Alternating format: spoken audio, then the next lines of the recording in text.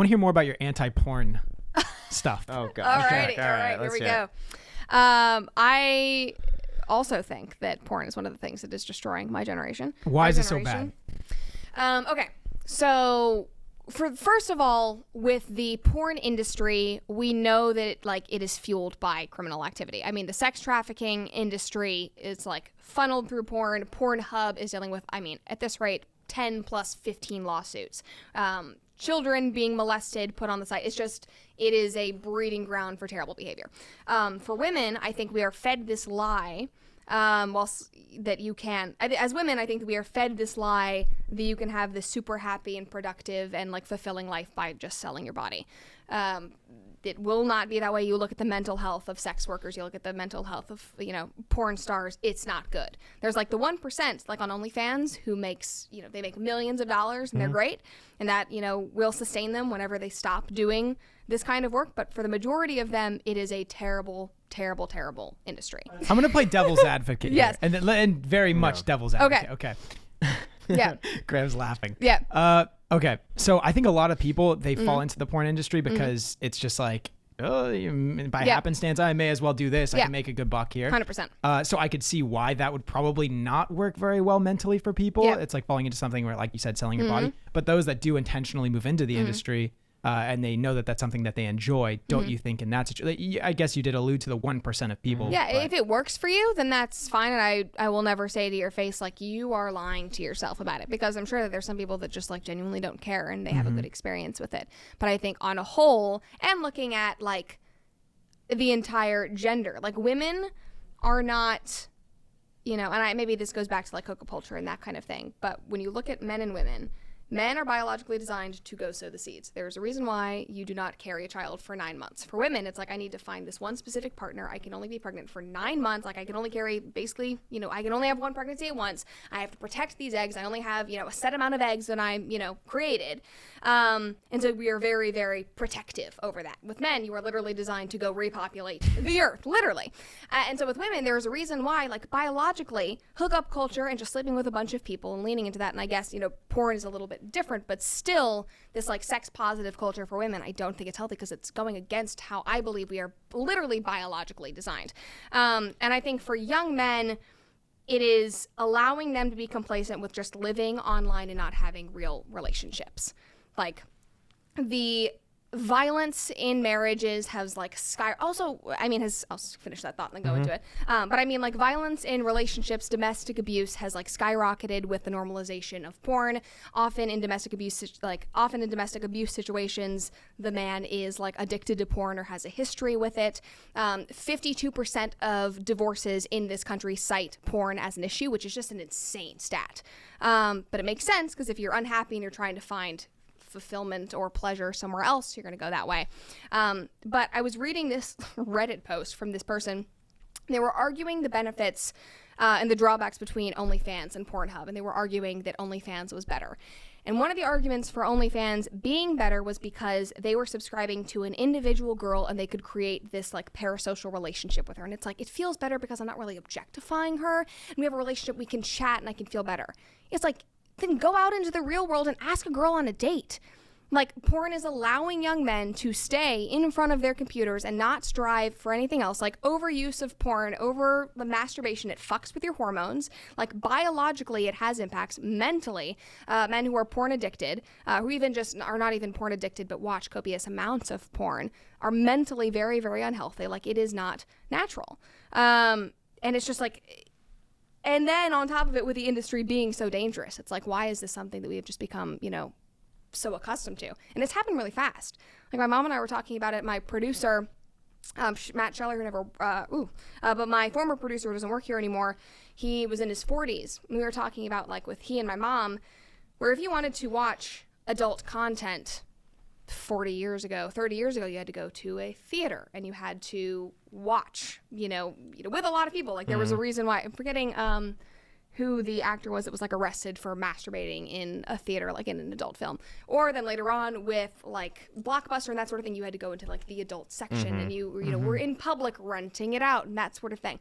But it has become more and more private, where now it is literally on your phones. You can do a quick Google search. It is so at people's fingertips that there is now not really a stigma around it. Women are almost like encouraged to go into it in a lot of ways. You look at, you know, things online, you see girls that, you know, were making millions, you know, basically objectifying themselves and, you know, selling their bodies is almost appealing. With men, it's become so commonplace. You know, boys start seeing porn when they're like 13 years old. I saw porn for the first time when I was, I think, probably 14 or 15. It's become so normalized so quickly. And that is like the most shocking thing to me. And I also think in a similar way as we were talking about like the culture around smoking weed, I do think that there's like a culture around young men who just sit in their homes and they just watch porn. I do agree. I think the accessibility to porn is the real issue. Porn itself, I don't know if that's like a huge issue if guys know exactly what they're doing and they're very intentional about it. And the girls that go into the business are very intentional about going to the business. They feel pride with what they do. I feel like there's probably no problem with that. Well, I would say there is a problem with sex trafficking for sure. Yeah. Well, yeah. I think now Pornhub, don't they verify IDs? You can still get around. That's still like, I mean, Netflix is about to drop a whole documentary, I think, next month, literally just about the sex trafficking part of trafficking Pornhub. Objectively. Yeah. Of course. That's a bad part. I'm just talking on the theory of porn itself. Yeah. But something that's crazy to me is that laws are just now being put in place where you have to verify your age to get on Pornhub. Like before, it was like you could just put in any birthday and get on and watch it. States are just now rolling out, you need to verify. Like if I was verifying my student discount on Spotify, putting in a student ID, whatever. Imagine a data breach. Like if we can't trust Equifax. I'm just saying. Yeah. There's lists you don't want exposed. Imagine going through the list and you're just like, you know, Control F and like. How are they going to check IDs and everything? Like you submit a photo of your. You scan it. Wow. And then there's the debate that a lot of people will agree that Pornhub and sites like Pornhub is objectively bad because they do not protect their creators. It's dangerous. It's just slipped up one too many times. So people say like OnlyFans is better. OnlyFans was not created as a like adult content site. It was created as like Patreon without any kind of like content regulations. They are not a sex site, and they're very, very clear about that. So they do not have any protections in place for their creators. Well, I thought that would the way around that was for their banking by saying like, hey, we don't just focus on this, we allow anything, and that's one of the ways around how they can get like lines of credit and a bank account and stuff like that. Exactly. But also they were started initially, it was during COVID that it blew up as like a sex site because sex workers like escorts didn't have jobs during COVID, so they created OnlyFans. And people think that it is safer because of that, or that it's like feminist porn because women are producing it themselves, but it is often more dangerous because there are no regulations on the site because it is not an adult site. So OnlyFans has no way to report if like there's some guy that's trying to pimp you out. They do not have many verification things. There's all of these studies, mainly in the UK, of looking at kids who have gotten onto OnlyFans as creators or as consumers, because their age verification, you can submit an ID that is not yours and still get an account. So if you could there was this like story of a girl who used her aunt's ID, made an OnlyFans, and at 17 or 16 years old was doing OnlyFans content and then got exploited, like some crazy guy like found her and like a bunch of stuff. So they just do not have those protections. So like if the industry itself is not even safe, like I understand like you have a right to do whatever work you want to. Devil's advocate. Yeah, exactly. Yeah. But I don't think that, I don't think it's healthy for society as a whole. I don't think that that's doing anything good for any of us. But it's like I get it if, you want to, that's your prerogative. Let's say what about prostitution? Because don't they say that's okay? All right. Let's go back to porn. Let's go back to porn. Jack's Okay. very passionate. So is it the culture of porn itself, or is it porn in general? I think it's both. So I agree. I think the culture around porn, yes, is extremely toxic and it's very bad.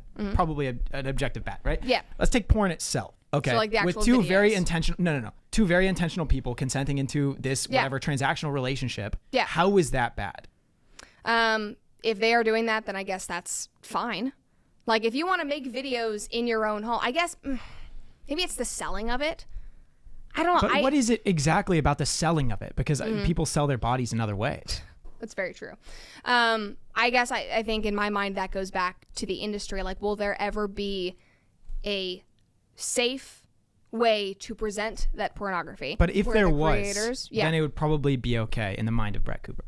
I think on a moral level, I would still say no. Because I think you value intimacy and having something that's like you feel is protected and is yours and is sacred. I do too. And I think that's something I 100% I value intimacy. I value all of that stuff too. But at the same time, I'm very much the type where I don't want to be telling people that know what they're going into, what they should and shouldn't be doing. And that's where I think about porn. In a perfect world where it was totally safe, maybe. I can't give a solid answer because I still do not believe that it is a good for society. I think people are on a whole negatively It is a bad for society. I would probably agree with that, And also, just because the culture it trumps all. And I think it's for the viewers, but also I would look at the people who, even if they are, consenting individuals, I would still look at that and be like, as Brett Cooper, I don't think you're making the right decision. Yeah. Like if I had control over your life, I would say, do not do that. It is not going to be healthy for you in the long run. Like you are literally blowing up your reputation. What's unhealthy about it? Do you because feel you're from the actresses or actors' perspective? Yeah.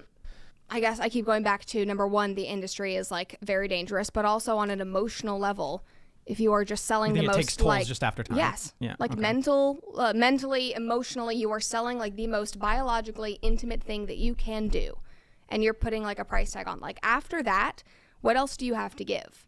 It's like you are literally breaking through every barrier. Like you have no privacy. Like this is the most intimate thing that you can do. I will never say that is objectively healthy. It goes against biology. Yes. Is what you're saying. Yeah. Okay. Like this is the most objectively private, intimate thing that we are now like commercializing and selling.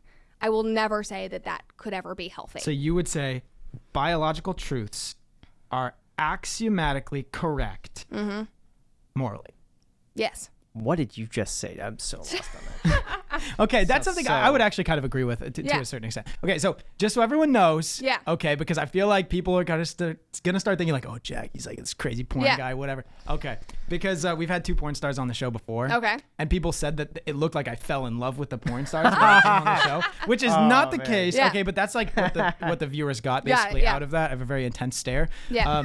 Really listening intently to I do, but like I agree. Porn culture is extremely dangerous. And I think porn itself, if you're just taking 2 consenting people, I think that's probably fine. I'm not this crazy porn person, in case if you guys watching are wondering, okay, I don't even watch porn. I will say openly, I used to watch porn. And you know this, Graham. I don't watch porn anymore. No, and I've found my life. And that's incredibly admirable. Thank you. It's very, very hard to do. It's also very, very rare to find men that will openly say that. That you used to watch porn or that you quit porn? Yeah, both. Oh, okay. But yeah, that you like used to and that you quit, or that you like actively don't. That's very rare. And I'm somebody that like brings it up. I'm like, so let's talk about that. And it's like, see, I feel neutral. Like I just don't care either way. I think if two people are consenting and they're not hurting anybody, I'm all for it. Right. I think there's a place for it. I think there's a marketplace. I think there's a market for it, but you also have to think on the side of the consumer. Some people are able to perfectly. If you get rid of the market, if you get rid of like the audience for it, but then it's going to go underground. Then there's going to be something else that pops up. No, I wasn't meaning like making it illegal or whatever. But if like the culture changes and we start to kind of like in a similar way to how like sobriety is very, very cool now. Like there's all of these like mocktail bars that are opening up and that sort of thing. It's like if the culture starts changing around it, the market starts changing. I still think that's such a small subset. Yeah, like the mocktail industry. I think that's so cool. Macy she ordered a mocktail for I had no idea those things existed, and I tried it. It was actually really cool. Like I like it. But I see these changes, but I think it's such a small part of the market. Like what? But 10%?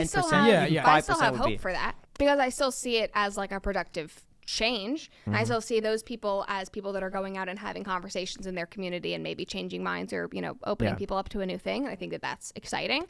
But I do put a lot of fault on the consumers, because if there was not such a porn culture and consumption of porn, there would not be a market for it. People would not go into it thinking that it was some kind of what about everything you said? Because isn't that the oldest profession? Don't they call that? I think so. Yeah, I would say.